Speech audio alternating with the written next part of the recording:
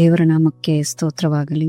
ನಾವು ನೋಡುವವರಾಗಿ ನಡೆಯದೆ ನಂಬುವವರಾಗಿ ನಡೆಯುತ್ತೇವಾದ್ದರಿಂದ ದೇಹದಲ್ಲಿ ವಾಸಿಸುವವರೆಗೂ ಕರ್ತನಿಗೆ ದೂರದಲ್ಲಿರುವ ಪ್ರವಾಸಿಗಳಾಗಿದ್ದೇವೆ. 2 ಕೊರಿಂಥ 5ನೇ ಅಧ್ಯಾಯ 7ನೇ ವಚನ. ಪ್ರಿಯರೇ, ಕಣ್ಣಿಗೆ ಕಾಣುವ ಪರಿಸ್ಥಿತಿಗಳಿಗಿಂತ ಕಾಣದ ಪರಿಸ್ಥಿತಿಗಳನ್ನು ನಿರೀಕ್ಷಿಸಿ ನಡೆಯುವುದೇ ನಮ್ಮ ಜೀವನವಾಗಿದೆ. ಸತ್ಯವೇದದಲ್ಲಿನ ನಮ್ಮ ಪೂರ್ವಿಕರನ್ನು ನಾವು ನೋಡುವಾಗ ಅಬ್ರಹಾಮನು ವಯಸ್ಸಾದವನು, ನೋಹನು ಜನರ ನಗುವಿಗೆ ಕಾರಣವಾದವನು ಹಾಗೂ ರಾಜನಾಗಲು ಅರ್ಹತೆಯೇ ಇಲ್ಲದ ದಾವೀದನು, ಇವರು ತಮ್ಮಲ್ಲಿನ ನ್ಯೂನತೆಗಳನ್ನು ಯೋಚಿಸದೆ ಕರೆದಾತನ ನಂಬಿಗಸ್ತನು ಎಂಬುದನ್ನು ನಂಬಿ ನಿರೀಕ್ಷಿಸಿ ನಡೆದರು, ಫಲವನ್ನೂ ಹೊಂದಿದರು.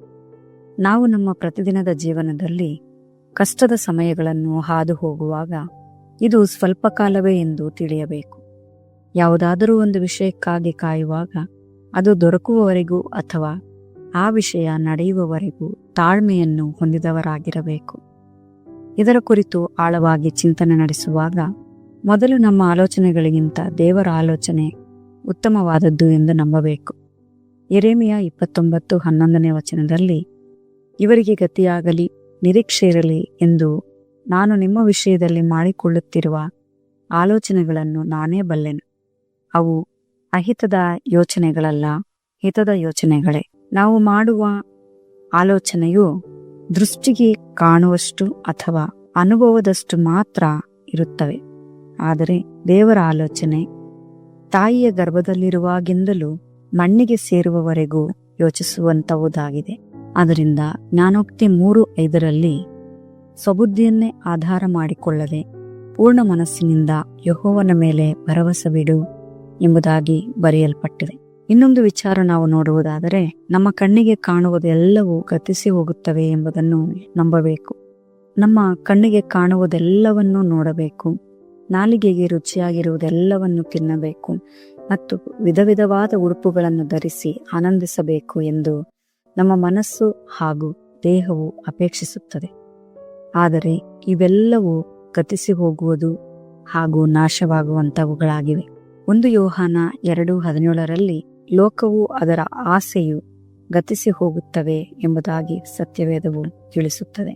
2 ಕೊರಿಂಥ 5ನೇ ಅಧ್ಯಾಯ 7ನೇ ವಚನದ 2ನೇ ಭಾಗವು ದೇಹದಲ್ಲಿರುವವರೆಗೂ ಕರ್ತನಿಗೆ ದೂರದಲ್ಲಿರುವ ಪ್ರವಾಸಿಗಳಾಗಿದ್ದೇವೆ ಎಂಬುದರ ವಿಚಾರವನ್ನು ನೋಡುವಾಗ, ನಮ್ಮ ಕರ್ತನು ತನ್ನ ತಂದೆಯ ಬಳಿಗೆ ಹೋಗುವಾಗ ನಮಗಾಗಿ ಬಿಡಾರಗಳನ್ನು ಸಿದ್ಧ ಮಾಡುತ್ತೇನೆ ಮತ್ತು ನನ್ನೊಟ್ಟಿಗೆ ನೀವು ಸಹ ಇರುವುದಕ್ಕೆ ನಾನು ಸ್ಥಳವನ್ನು ಸಿದ್ಧ ಮಾಡಿ ನಿಮ್ಮನ್ನು ಕರ್ಕೊಂಡು ಹೋಗುತ್ತೇನೆ ಎಂಬುದಾಗಿ ವಾಗ್ದಾನ ಮಾಡಿದ್ದಾನೆ. ನಾವು ಯಾವಾಗಪ್ಪ ಈ ಲೋಕದ ಕಷ್ಟಗಳು ತೀರಿ ಹೋಗುತ್ತವೆ, ಈ ಲೋಕವನ್ನು ಬಿಟ್ಟು ಕರ್ತನನ್ನು ಯಾವಾಗ ನಾವು ನೋಡುತ್ತೇವೆ, ಆತನೊಟ್ಟಿಗೆ ಯಾವಾಗ ವಾಸ ಮಾಡುತ್ತೇವೆ ಎಂಬುದಾಗಿ ನಿರೀಕ್ಷಿಸುತ್ತಾ ಇದ್ದೇವೋ, ಅದೇ ರೀತಿಯಾಗಿ ಸರ್ವಸೃಷ್ಟಿಕರ್ತನು ನಮಗಾಗಿ ಎದುರು ನೋಡುತ್ತಾ ಇದ್ದಾನೆ. ಆದ್ದರಿಂದ ಪ್ರಿಯರೇ, ಸಂಪೂರ್ಣವಾಗಿ ನಮ್ಮನ್ನು ನಾವು ಆತನ ಕೈಗೆ ಒಪ್ಪಿಸಿಕೊಡೋಣ. ದುಃಖವೇ ಬರಲಿ, ಸಂತೋಷವೇ ಇರಲಿ, ಯಾವಾಗಲೂ ಆತನ ಮೇಲೆ ನಂಬಿಕೆ ಇಟ್ಟವರಾಗಿ, ಕರ್ತನು ನನಗಾಗಿ ಹೊಸ ದಾರಿಯನ್ನು ಸಿದ್ಧ ಮಾಡುತ್ತಾನೆ, ಅದನ್ನು ಆತನೇ ನನ್ನೊಟ್ಟಿಗಿದ್ದು ಮುಂದುವರಿಸುತ್ತಾನೆ ಎಂಬ ಒಂದು ನಿರೀಕ್ಷೆಯೊಟ್ಟಿಗೆ ನಮ್ಮ ಜೀವನದ ಪ್ರಯಾಣದಲ್ಲಿ ಮುಂದೆ ಸಾಗುವವರಾಗಿರೋಣ.